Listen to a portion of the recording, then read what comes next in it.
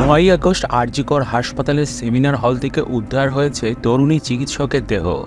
ময়নাতদন্তের রিপোর্ট অনুযায়ী খুন ও ধর্ষণের ঘটনা ঘটেছে বলে উল্লেখ করা হয়েছে। এই ঘটনায় প্রতিবাদের ঝড় রাজ্যের সীমা পার করে দেশে এমনকি বিদেশেও পৌঁছে গিয়েছে। ঘটনায় উদ্বেগ প্রকাশ করে সুপ্রিম কোর্ট স্বতঃপ্রণোদিত হয়ে মামলা দায়ের করেছেন।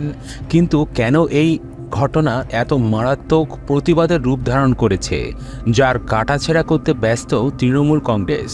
কারণ মমতা বন্দ্যোপাধ্যায়ের দলও আরজিকর ইস্যুতে দ্বিধাবিভক্ত। আরজিকর কাণ্ডের পর কেটে গেছে 10 দিন। এই অবস্থায় এখনও প্রকৃত অপরাধীরা গ্রেপ্তার হয়নি বলে অভিযোগ নির্যাতিতার পরিবারের। এখন পর্যন্ত একজনকে গ্রেপ্তার করা হয়েছে, কিন্তু সিবিআইয়ের নজরে রয়েছে আরজিকরের প্রাক্তন অধ্যক্ষ সন্দীপ ঘোষ। এই অবস্থায় সন্দীপ ঘোষের ভূমিকা নিয়ে প্রশ্ন তুলেছে সুপ্রিম কোর্টও। সন্দীপ ঘোষকে নিয়ে ক্ষোভও বাড়ছে রাজ্যের মানুষের মধ্যে। এই অবস্থায় দেখুন আরজিকর ইস্যুতে মমতা বন্দ্যোপাধ্যায় সরকারের সবথেকে বড় 10টি ভুল। আরজিকর হত্যাকাণ্ডকে ধামাচাপা দেওয়ার অভিযোগ।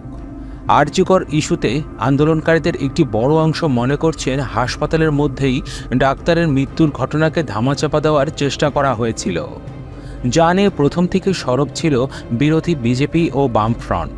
খুন এবং ধর্ষণের ঘটনাকে আত্মহত্যা বলে চালানোর চেষ্টা করেছিল প্রশাসন। সেই কারণেই বাড়িতে প্রথমে ফোন করেছিল আত্মহত্যা বলে। এফআইআর করতে দেরি করা হয়েছে, যা নিয়ে এদিন সুপ্রিম কোর্টও তুলোধনা করে রাজ্যকে। একদিকে বাবা মায়ের অপেক্ষা, অন্যদিকে দ্রুত শেষকৃত্য। প্রশাসন নিহত নির্যাতিতার দেহ 3 ঘন্টা দেখতে দেয়নি বাবা মাকে। মেয়ের মৃতদেহের জন্য তারা হাসপাতালে 3 ঘন্টা অপেক্ষা করেছিল, কিন্তু পুলিশ তাদেরকে না জানিয়েই দেহ বাড়িতে নিয়ে যায়। নির্যাতিতার মা কলকাতা পুলিশের বিরুদ্ধে দ্রুত তদন্ত বন্ধ করার অভিযোগও প্রকাশ্যে করেছেন। আন্দোলনকারীদের অভিযোগ, কলকাতা পুলিশ সঠিক সময় তদন্ত করেনি, তদন্তে গড়িমসি করেছে। দ্রুত শেষকৃত্য করতেও পুলিশ জোরাজুরি করেছিল বলে অভিযোগ। তদন্তে অবহেলা ও 10 লক্ষ টাকা ক্ষতিপূরণ।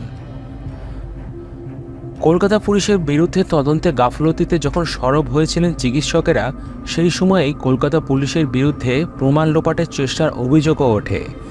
কিন্তু সমস্যা শুরু হলো নির্যাতিতার বাড়িতে গিয়ে মমতা বন্দ্যোপাধ্যায়ের 10 লক্ষ টাকা ক্ষতিপূরণ দেওয়ার প্রস্তাব, যা ভালোভাবে নেয়নি নির্যাতিতার বাবা ও মা। আরজিকরে সংস্কার কাজ। আরজিকর হাসপাতালের সেমিনার হলে উদ্ধার হয়েছিল নির্যাতিতার দেহ, কিন্তু সেমিনার হলের পাশেই ঘটনার দিন দুয়েকের মধ্যে ভাঙচুর শুরু হয়। আন্দোলনকারীদের অভিযোগ, প্রমাণ লোপাটের চেষ্টা করছে প্রশাসন। তাতে ক্ষোভ বাড়তে থাকে প্রশাসনের বিরুদ্ধে। সন্দীপ ঘোষকে নিয়ে জটিলতা। আরজিকরের ঘটনার পর থেকেই আন্দোলনকারী চিকিৎসকেরা সন্দীপ ঘোষের পদত্যাগ দাবি করেছিল। ঘটনার কয়েকদিন পর তিনি পদত্যাগ করার কয়েক ঘন্টার মধ্যেই তাকে অন্যত্র বদলি করা হয়, যা নিয়ে আরও ক্ষুব্ধ হয়ে ওঠে ডাক্তারির ছাত্র ও জুনিয়র ডাক্তাররা। ক্ষোভ হাসপাতালের গণ্ডি ছাড়িয়ে ছড়িয়ে পড়ে গোটা রাজ্যে। শেষ পর্যন্ত হাইকোর্টের নির্দেশে সন্দীপকে ছুটিতে পাঠায় রাজ্য, কিন্তু ততক্ষণে সরকারের হাত থেকে বেরিয়ে যেতে শুরু করেছে আরজিকরের রাশ। ডাক্তারদের দায়ী করা। আরজিকর ইস্যুতে প্রথম থেকেই আন্দোলনে বসেছিল চিকিৎসকেরা। প্রথমে তারা নিরাপত্তার দাবিতে সরব হয়েছিল, কিন্তু তাদের আন্দোলনে রাজ্যের স্বাস্থ্য পরিষেবা ব্যাহত হচ্ছে বলে প্রশাসনের তরফ থেকে বলা হয়েছিল। ধর্মঘটের কারণে জনতা দুর্ভোগের শিকার হচ্ছে, এমন দাবিতে আরও বিরক্ত হয় চিকিৎসকেরা। তারা জানিয়ে দেয় পরিষেবা বন্ধ নয়, সিনিয়র ডাক্তাররা পরিষেবা দিচ্ছে। কিন্তু আরজিকর আন্দোলনে গোটা দেশের চিকিৎসকদের সায় থাকায় পরিস্থিতি অনেকটাই আন্দোলনকারীদের পক্ষে চলে আসে। স্বাধীনতা দিবসের রাতে আরজিকরে ভাঙচুর। 14ই আগস্ট আরজিকরের ঘটনার প্রতিবাদে মহিলাদের রাত দখলের কর্মসূচি নেওয়া হয়েছিল। সেই রাতেই একদল দুষ্কৃতী ভাঙচুর চালায় আরজিকর হাসপাতালে। তাতে পরিস্থিতি আরও উত্তপ্ত হয়ে ওঠে। দুষ্কৃতিকারীদের হামলা রুখতে পুলিশ কেন ব্যর্থ, সে নিয়েও প্রশ্ন উঠতে শুরু করে। ডার্বি বাতিল। আরজিকর কাণ্ডের কারণে মমতা বন্দ্যোপাধ্যায়ের সরকার নিরাপত্তার কারণ দেখিয়ে বাতিল করে দেয় ইস্টবেঙ্গল মোহনবাগানের ম্যাচ।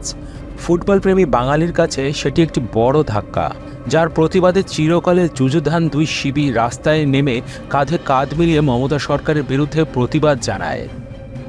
সোশ্যাল মিডিয়াকে তো আরজিকর ইস্যুতে যে আন্দোলন সংগঠিত হয়েছিল তাতে বড় ভূমিকা ছিল সোশ্যাল মিডিয়ায়, কিন্তু নেটিজেনদের নোটিশ পাঠাতে শুরু করেছিল রাজ্য পুলিশ, যার তীব্র বিরোধিতা করে সুপ্রিম কোর্ট। নেটিজেনদের কণ্ঠ রোধ করার জন্য সরকারের এই পদক্ষেপও ভুল বলে মনে করছেন অনেকে। মমতা বন্দ্যোপাধ্যায়ের প্রতিবাদ। আরজিকর ইস্যুতে মমতা বন্দ্যোপাধ্যায় নিজেই রাস্তায় নামেন, যা আন্দোলনকারীদের কাছে ভুল বার্তা নিয়ে যায়, কারণ তারা বিষয়টিকে তাদের বিরোধিতা হিসেবেই দেখেন। পাশাপাশি প্রকাশ্যেই মমতা বন্দ্যোপাধ্যায় পুলিশের সমালোচনা করেছিলেন, কিন্তু তিনি নিজেই একাধারে পুলিশ মন্ত্রী, অন্যদিকে স্বাস্থ্য দপ্তরের দায়িত্বও তার কাছে।